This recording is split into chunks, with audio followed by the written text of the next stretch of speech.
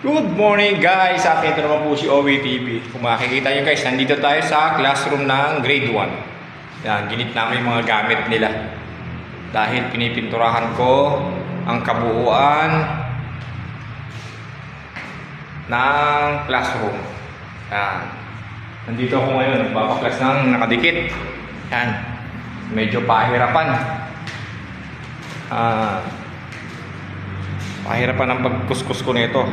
Kaya sa mga teacher, baka naman sana wag masyadong punuin ng mga sticker. Ang hirap paklasin. Ito,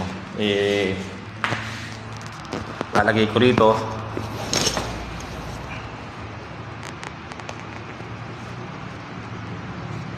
Pakawarin nyo ako guys kung paano magtanggal. Hirap.